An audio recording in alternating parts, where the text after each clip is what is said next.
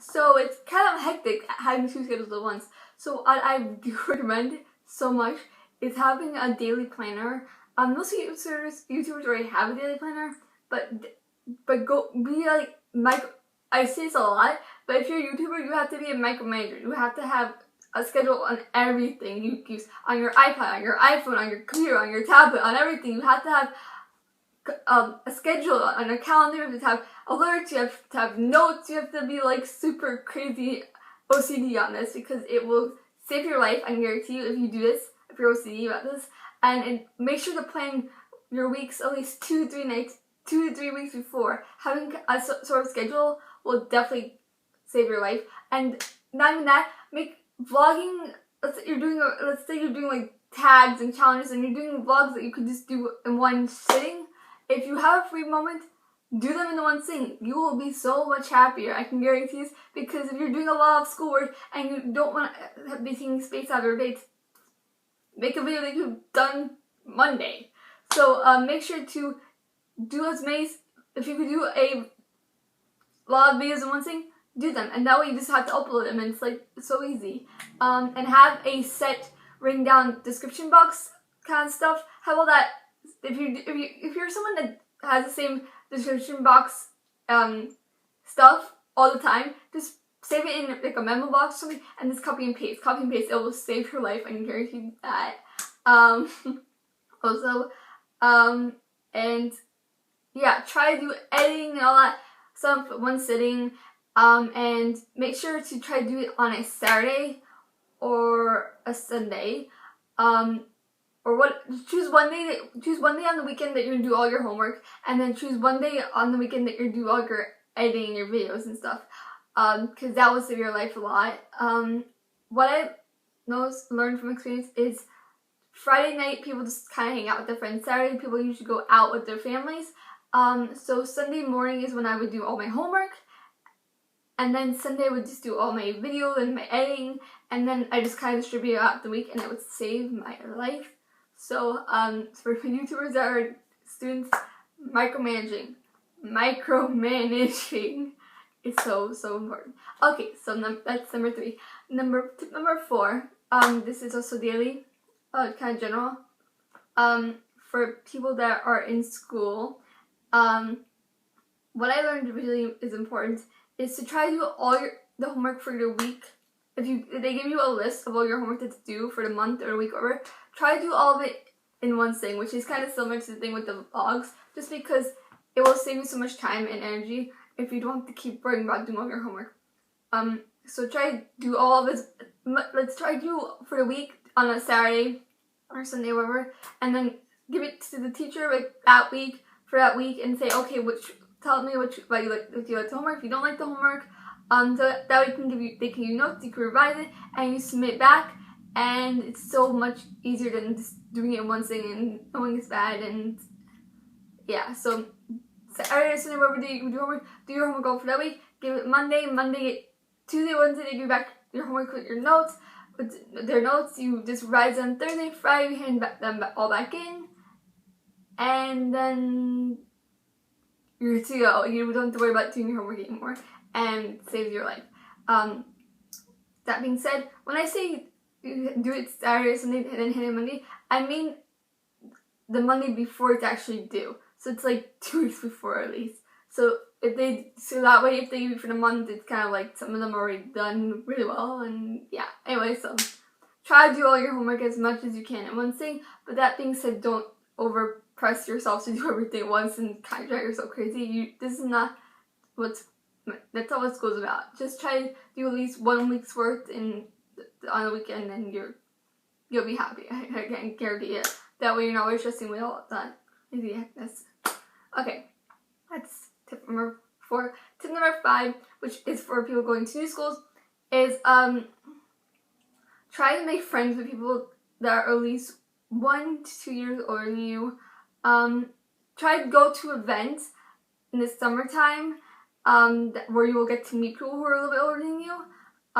Like maybe they offer a camp in high school. In my high school, they have a camp, and the middle schoolers got to go as like counselors, and so a lot of the middle schoolers that were going to high school got to meet the older high school kids. That is so important. That's a great way to make new friends and to kind of bond with older students. And I've said this before, but being friends with older students in the same school as you will save your life so much. They will be your mentors. They can offer you tips and tricks about what they've learned in high school. And if they have lunch periods with you, they can sit with you at lunch. Or if they don't, they could have someone come that they know at their lunch period, and they make new friends. They give you something to do during the weekend, and they help you establish yourself in high school pretty much. But the thing is, while high school is meant to be fun and great, and you're supposed to make friends and you're supposed to go parties and stuff, the main thing to remember is you are in school to learn, so that should be your main focus. If you feel like your main focus is going off of the path of homework and school, and you're focusing more on parties and your friends and drinking and boys and all that, and whatnot, then no, that's not what then you obviously know something's going wrong here, and you need to go back and kind of refocus yourself and say, school is to learn. It's important to make friends and have fun, and dating is a big part of that, but you have to remember that school is for school and you can't go off.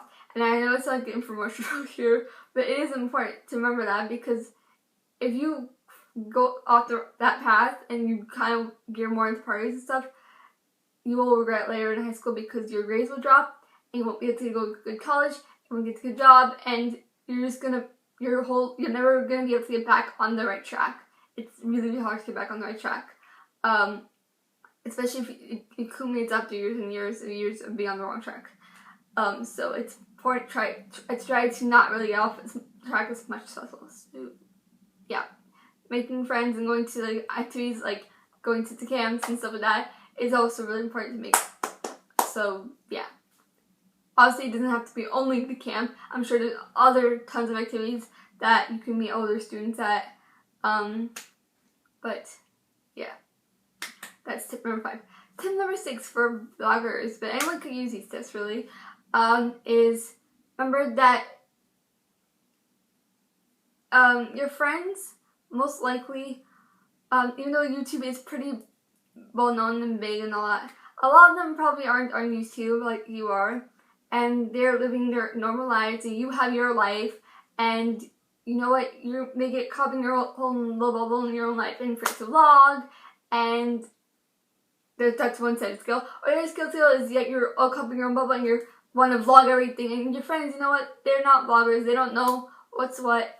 So my tip for this is to remember to make sure that YouTube is supposed to be fun.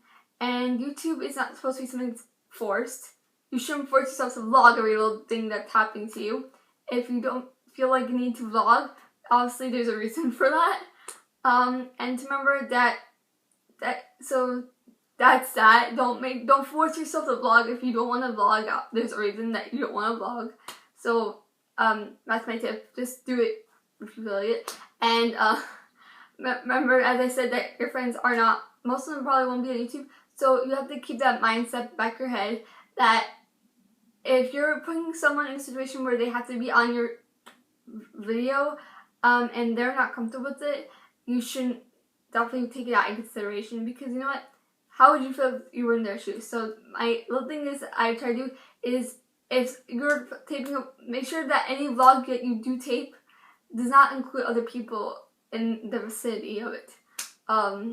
Try to keep your exposure of your friends in your whole life as off camera as much as possible as you can. But if you do need to expose your lifestyle to the camera, make sure to have they're okay with it, and kind of explain to them what they're to expect. Obviously of them being in the video, and what to expect of the outcome of the backlash of what's to expect. If people watch your videos, they may actually know them and recognize them in the street, or people in school may see this video and kind of like explain to them so they kind of understand whatever they do on camera